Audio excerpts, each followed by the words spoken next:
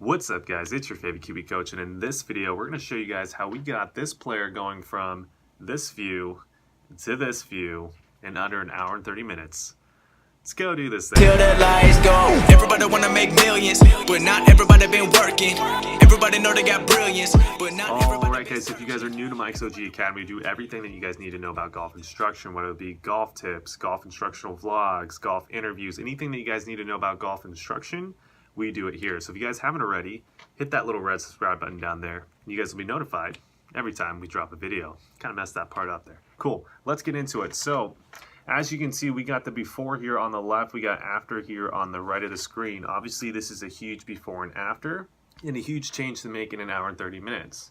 Now I get asked this question a lot from students, from other golf instructors as well, as like, how do we get players changing their golf swings this quickly and like literally in one session basically, right? And how do we keep them changing and not reverting back, right? Which is more the important part, I would say, than just getting them doing it during the lesson, because when I first started out, I could always get the students to change their swing dramatically in the lesson, but keeping them to where they don't revert, that's always been the issue, right? Which I've gotten a lot better with. So we're gonna go over a few ideas about that, and let's kind of hop into it. So first off, let's kind of talk about this model of swing, right? So we're gonna look at her before.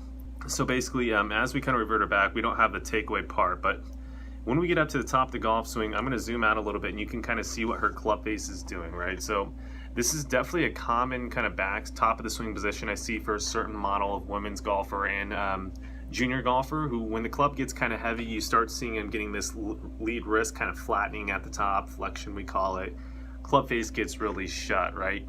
From there, to do everything they can in their power to not hit the ball left, we're gonna see that this lead hip starts kind of pushing way forward, right? She's trying to make sure that she kind of comes this way and try to push everything out to the right so she doesn't hit the ball to the left, right? And then as we get her into this impact, we can see that obviously she has club head ahead of hands, which we don't like. As we start going through, we get that little chicken wingy look. Really just everything she can possibly do is trying to make sure that golf ball doesn't go to the left, right? So when we get a player like this, it's very obvious what's causing it, and it's her reacting to the club face, right? Now with this case, unfortunately with this video, I can't find one where she was, where we saw the grip, but she had a very strong grip, right? That was the first kind of thing that we fixed. So we got her grip a little bit more neutral. Strong just means that it was running perpendicular through the fingers, and it was more kind of turned down this way. And you could see about 4 knuckles on her lead hand. Right hand was very much underneath the grip. When she got up to the top, this started going this way as well, and she just started getting a super shut face, right? Kind of like a DJ. Now, I'm totally cool with the shut face. I like the really shut face for a lot of players, but for women or for someone who doesn't generate enough club head speed, definitely something we don't want to do, because now we're going to start getting these kind of negative side effects and her just trying to manage that really shut face.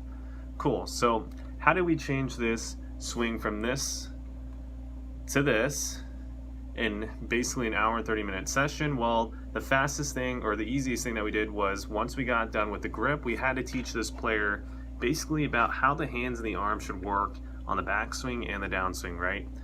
Now, if I went straight into kind of teaching her about the body, she was gonna probably block a lot of shots out to the right. She was sort of a beginner. She's only been playing for about a year. She really just kind of never understood what the release was, right? So we started off going into analogies, right? Analogies is what I like to start with.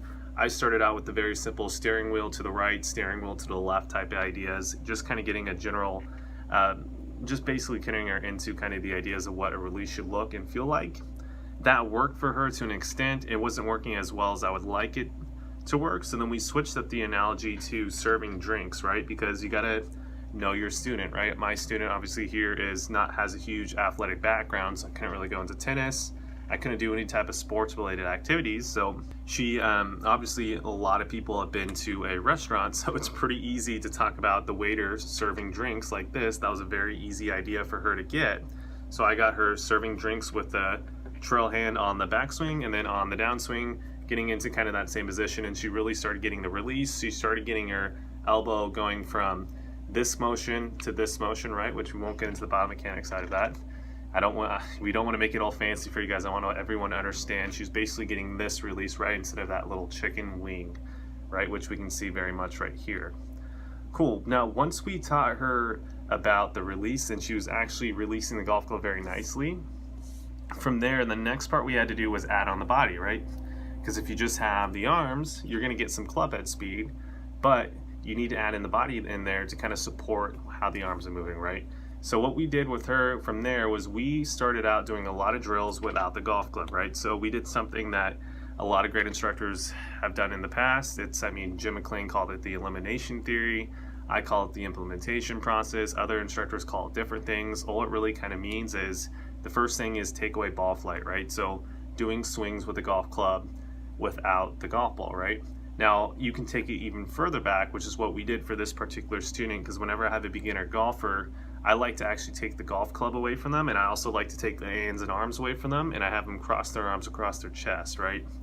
So then from there, we had video set up. I basically gave her a rundown visually. I would demonstrate for her, then I helped put her into the positions, and I kind of helped her feel out what it should feel like in terms of the sequencing of the swing. We didn't get too analytical. I didn't talk about biomechanics, right? I didn't talk about left pelvic tilt, external rotation. We didn't need to do anything for that or any of those type of terminology for this student. We just kind of showed her, and it was really visual, right? Which is another side point for instructors out there watching, right? Which I think a lot of you instructors who are good out there do. You obviously got to know what type of learning style is your student, right? She was obviously a very visual learner and a kind of a kinesthetic learner as well, right? It is pretty common with a lot of people. So once we kind of got her going through that pattern, we started adding on the hands and the arms. She already kind of had the feel of the hands and the arms, so that came natural, and she started getting kind of, I call it the kick up move, which is basically, if we take a look at this screen, we can see this little motion right here. That's the kick up move right there. We worked on that without the golf club, with just the hands and the arms. Then once she got confident with that, we added on the golf club. Still, we're not really focusing on low point yet. We're not focusing on directing the club head anywhere, any kind of direction yet. We're really just trying to get her the feel of this kick with the golf club. Once she got comfortable with that, then we started transitioning into putting 2 tees in the ground and having her contact in front of those tees, right? And then we kind of had a little divot conversation, talking about what type of divots I would like to see her make.